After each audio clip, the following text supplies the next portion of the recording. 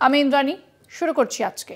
School service পরীক্ষায় সেরা সাফল্য মানেই oxygen books SSC gateway series. এত ভঙ্গ বঙ্গদেশ তবু রঙ্গে ভরা, সে কবে লিখেছিলেন ঈশ্বরচন্দ্র গুপ্ত। এই কথা আজও বলা যায়, শুধু বঙ্গদেশের বদলে বঙ্গ বিজেপি কথাটা ব্যবহার করতে হবে। অর্থাৎ এত ভঙ্গ বঙ্গ বিজেপি তবু রঙ্গে ভরা, আর সেই রঙ্গ এমন জায়গায় পৌঁছচ্ছে তাকে গ্রেট বেঙ্গল সার্কাস বললেও কম বলা হয়। অবশ্যই রাজ্যে বিজেপিকে কিছু বলার জন্য আমাকে দরকার নেই, তৃণমূল, সিপিএম, কংগ্রেস কাউকেই দরকার নেই। বঙ্গ বিজেপিকে গালাগাল করার জন্য তারা নিজেরাই যথেষ্ট। ছোট নেতা গাল দিচ্ছে মেজ নেতাকে, মেজ নেতা হাতুড়ি হাতে ঘুরে বেড়াচ্ছে বড় নেতার পেছনে, সুযোগ পেলেই মাথায় বসিয়ে দেবে। আর বড় নেতা কি করছেন? তিনি শক্তি চট্টোপাধ্যায়ের কবিতা পড়ছেন। গালাগাল প্লাস হাতুড়ি প্লাস শক্তি চট্টোপাধ্যায়, এই হলো বঙ্গ বিজেপি। কি ভাবছেন কেন এসব বলছি? কারণটা আপনিও জানেন, খালি এই মুহূর্তে হয়তো মনে পড়ছে না। বেশ, তবে মনে করিয়ে দেওয়া যাক। ভেবে দেখুন, সেই দিন যখন রাজ্য সভাপতি নির্বাচন নিয়ে শুভেন্দু চলেছিলেন ডালে ডালে আর সুকান্ত চলছিলেন পাতায় পাতায়। লক্ষ্য যখন স্কুল সার্ভিস, সঙ্গে আছে গেটওয়ে সিরিজ, অক্সিজন বুকস। মাঝখান থেকে শিখে ছিড়ল শ্রমিকের ভাগ্যে, বসে পড়লেন রাজ্য সভাপতির চেয়ারে। আর তারপরেই শুভেন্দুর সঙ্গে ধাক্কাধাক্কি শুরু। শুভেন্দু বললেন কাশ্মীরে বেড়াতে যাবেন না, ওখানে মুসলমানরা থাকে। পাল্টা শ্রমিক কি বললেন? বললেন কোন প্রেক্ষিতে রাজ্য বিধানসভার বিরোধী দলনেতা এই কথা বলেছেন আমার জানা নেই, কাশ্মীরে পাথর ছোঁড়া বন্ধ হয়েছে। কিন্তু কাশ্মীরে বন্ধ হলেও বাংলায় বিজেপির রাজ্য সভাপতি আর বিরোধী দলনেতার পাথর ছোঁড়াছুড়ি যে শুরু হয়ে গেল তাতে তো সন্দেহ নেই। শ্রমিকের কথায় পরে আবার আসবো, এখন দিলীপ ঘোষের কথা একটু আসা যাক। সত্যিটা হলো, দিলীপ ঘোষের মাথায় দুটো ফুল বেলপাতা না ফেলে বঙ্গ বিজেপিকে নিয়ে আলোচনা শুরু করাটাই উচিত হয়নি। সেই কবে থেকে আবল তাবল বকে তিনি মনে করিয়ে দিতেন ভোট পাক বা না পাক বাংলায় বিজেপি বলে একটা দল আছে। কখনো গরুর দুধ থেকে সোনা বার করতে চাইলেন, অমনি হৈ হৈ করে দিলু পাতন প্রক্রিয়া বলে সোশ্যাল মিডিয়ায় মিম হয়ে গেল। আবার কখনো তৃণমূলের মহিলা কর্মীদের পুতনা রাক্ষসী মেলায় গিয়ে দা কাটারি কিনলেন, সবকটাতেই ব্যাপক হইচই। আর আজ সেই দিলীপকেই বিজেপি যেভাবে হেনস্থা করে চলেছে ভাবতেও খারাপ লাগে। মোদিজি বাংলায় সভা করেন, দিলুদা ডাক পান না। অমিত শাহ বাংলায় সভা করেন, দিলুদা বাতিল। রাজ্য সভাপতি কে হলো? শ্রমিক ভট্টাচার্য। আর সেই সভাপতির অভিষেকের দিন ডুগডুগি হাতে দিলীপ ঘুরলেন রাস্তায় রাস্তায়। প্রথমে ভেবেছিলাম দিলীপ বোধহয় বিজেপির অনেক নেতারই ডুগডুগি বাজিয়ে দেওয়ার হুঁশিয়ারি দিচ্ছেন, কিন্তু এখন মনে হচ্ছে দিলুদা বোধহয় বলতে চেয়েছিলেন বিজেপির কেন্দ্রীয় নেতৃত্ব আমার রাজনৈতিক কেরিয়ারের ডুগডুগি বাজিয়ে দিল। বাংলা ভাষায় কথা বললেই বাংলাদেশি। দেশের নানা রাজ্যে বাংলাভাষী মানুষের ওপর নির্যাতনের ঘটনা ঘটছে। বাংলাদেশি বলে দেগে দেওয়া হচ্ছে বাংলার ভারতীয় নাগরিকদের।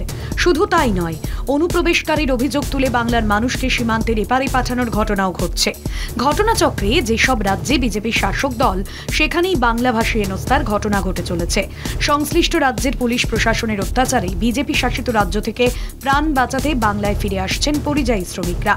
বাংলা ভাষাকে বাংলাদেশি ভাষা বলে অপমান করা হচ্ছে গেরুয়া শিবিরের তরফে। তা নিয়ে রাজ্যের মুখ্যমন্ত্রী মমতা বন্দ্যোপাধ্যায় প্রতিবাদে সরব হয়েছেন। পথে নেমেছে শাসক দল। বাংলা জুড়ে ভাষা সন্ত্রাসের বিরুদ্ধে সাধারণ মানুষের মধ্যেও বিরূপ প্রতিক্রিয়া হচ্ছে, কিন্তু বাংলার বিজেপি নেতৃত্বে তা নিয়ে কোনো হেলদোল দেখা যায়নি। বিরোধী দলনেতা শুভেন্দু অধিকারী ধর্মীয় বিদ্বেষ ছড়ানোর কাজে নিরলস। বাংলার জন্য দরদের কথা বলে থাকেন কেন্দ্রীয় মন্ত্রী প্রাক্তন সভাপতি সুকান্ত মজুমদার। রাজ্য সংগঠনে ব্রাত্য হলেও নিজের অনুগামীদের নিয়ে নিত্য নতুন কৌশলে মিডিয়ায় ভেসে থাকেন দিলীপ ঘোষ। এদের কারো মুখে বাংলা ভাষীদের উপর অত্যাচার নিয়ে কথা সরছে না। আর গোষ্ঠী কোন্দলে দীর্ণ এই বঙ্গ বিজেপির সভাপতি, তিনি প্রতিদিন সাংবাদিক বৈঠক করলেও একদিনের জন্যও ভাষা সন্ত্রাসের বিরোধিতা তো দূর, বাংলাভাষী নিগ্রহের ঘটনায় বিস্ময়করভাবে নীরব।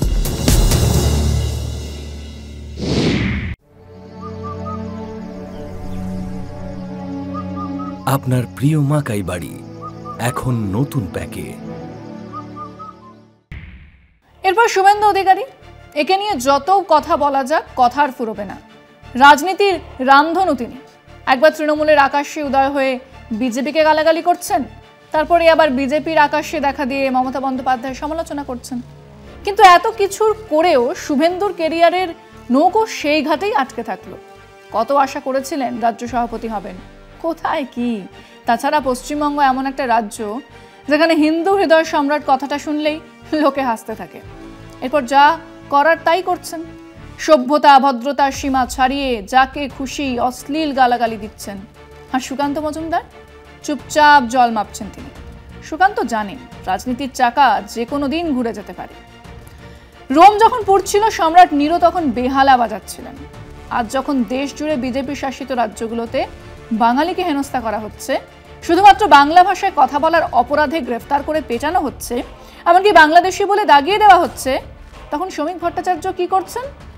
আজ যখন 100 দিনের কাজের বরাদ্দ টাকা কিছুতেই রাজ্যকে দিচ্ছে না কেন্দ্র, হাইকোর্টে এই নিয়ে রাজ্যের কাছে মামলায় হেরেও আপিল করছে সুপ্রিম কোর্টে, আবাস যোজনার বরাদ্দ বন্ধ করে দিচ্ছে, তখন শ্রমিক ভট্টাচার্য কি করছেন? বাঙালি যখন বিজেপি সরকারের হাতে মার খাচ্ছে, শ্রমিক ভট্টাচার্য তখন শক্তি চট্টোপাধ্যায়ের কবিতা পড়ছেন। না, একটু ভুল বললাম। খেলার মাঠে রেফারিকে লাথি মারলে তাই নিয়ে প্রেস কনফারেন্সও করছেন, কিন্তু বাংলা আর বাঙালির হেনস্থা নিয়ে একটা শব্দও কি বলেছেন বুদ্ধিজীবী শ্রমিক? কবিতা ভালোবাসেন তিনি, আর তাই বাঙালি কবি নবারুণ ভট্টাচার্যের দুটো লাইন সামান্য একটু পাল্টে এখন বলতে ইচ্ছে করছে। বুদ্ধিজীবীর পেছনে দুটি চোখ, বুদ্ধিজীবী বড়ই প্রতারক। থাকুক কবিতার কথা, বরং আসুন দেখি শ্রমিকের এই মুখে কুলুপাটা নিয়ে সাধারণ মানুষ কি বলছেন।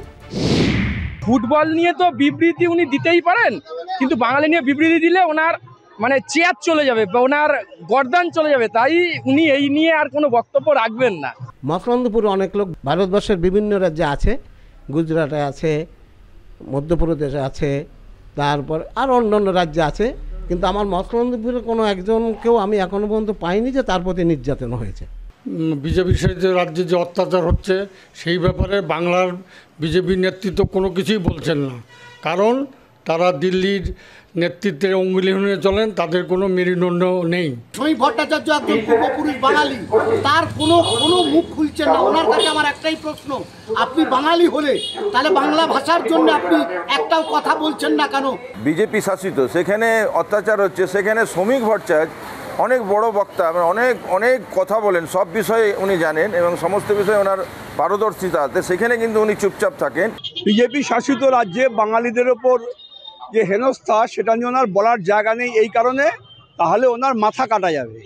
এটা শুধু কোনো একটা রাজ্যে না, খুব পরিকল্পিতভাবে এই বাঙালিকে হেনস্থা করা হচ্ছে। বিজেপি এবং তৃণমূলের মধ্যেকার বিষয়, দুই দল তাদের ভোটারদের ঠিক রাখবার জন্যই কখনো বাঙালি, কখনো হিন্দু, কখনো মুসলমান এই প্রসঙ্গগুলো তুলে প্রাসঙ্গিক হইতে যাচ্ছে।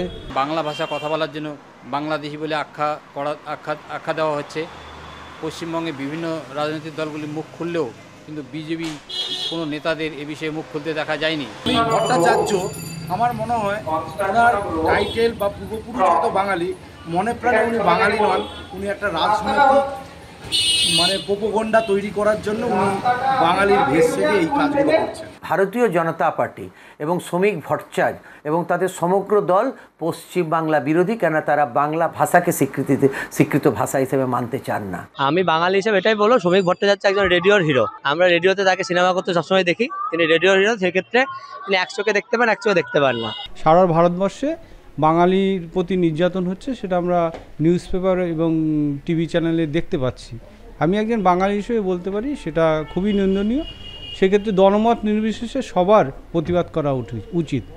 বাঙালিকে উচ্ছেদ করবার জন্য যেভাবে আজকে চক্রান্ত করছে, আজকে সেই চক্রান্তকে আমরা যারা আজকে সাধারণ মানুষ রয়েছি তাদেরকে যেভাবেই হোক এই চক্রান্তর হাত থেকে বাংলাকে বাঁচাতে হবে। শ্রমিক ভট্টাচার্য এবং আরও যারা অন্যান্য রয়েছে, বিজেপির যারা তথাকথিত নিজেদেরকে দিগ্গজ পণ্ডিত মনে করে, তারা বাঙালির স্বার্থে, বাঙালির হয়ে, বাঙালির উন্নয়নে কোনো কথা বলছেন না। বাংলা ভাষা নিয়ে বাংলা ভাষীদের বাংলাদেশি বলতে হয়, সেসব নিয়ে আপনারা চুপচাপ, আর আপনারা শুধু এক একটা ইস্যু করবেন যাতে মানুষ সেই ইস্যুর পেছনে ছুটে বেড়ান।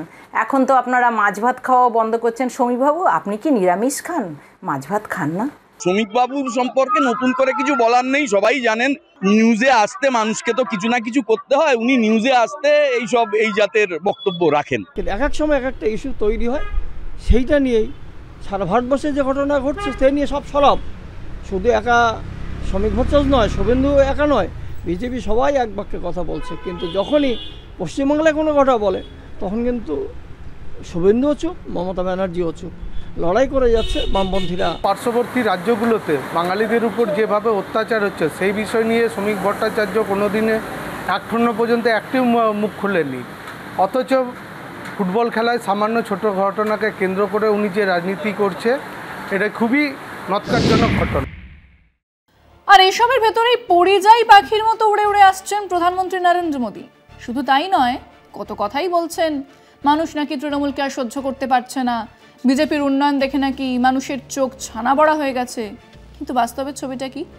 একের পর এক বিজেপি নেতারা ফুল বদল করছেন, গেরুয়া পতাকা ফেলে হাতে তুলে নিচ্ছেন ঘাস ফুলের নিশান। আর বিজেপির সাধারণ কর্মীরা ভোটার তালিকার নিবিড় সংশোধনী বা এসআইআর নিয়ে ধন্দে পড়েছেন তারাও। বিজেপি হলেই যে ভোটার তালিকায় নাম থাকবে এমন কোনো গ্যারান্টি তাদের কাছেও নেই। আশঙ্কায় দিন গুনছেন তারা। আর বুঝতে পারছেন, এসআইআর নিয়ে যদি তাদের হয়ে কেউ দুটো কথা বলেন তাহলে সে ওই মমতা বন্দ্যোপাধ্যায়ই বলবে। ঘরোয়া কন্দলে ব্যস্ত বিজেপির মানুষের দিকে তাকানোর সময় কোথায়? আর এসবের ভেতরেই মোদি আসছেন, মোদি যাচ্ছেন। বঙ্গ বিজেপিকে কি এভাবে আদৌ বাঁচাতে পারবেন তিনি, নাকি এসব নিয়ে মাথাই ঘামাচ্ছেন না? মাছ ধরা জাহাজের মাস্তুলে যে পাখি বসে থাকে, মাছের ভাগ সে ঠিকই নেয়, কিন্তু জাহাজ যখন ডোবে কোনো দিকে না তাকিয়ে সিধে উড়ে যায়। বঙ্গ বিজেপির ভাগ্যও তেমনটাই হবে না তো? আজকে এ পর্যন্তই। দেখতে থাকুন কলকাতা টিভি, রাত দিন 7 দিন।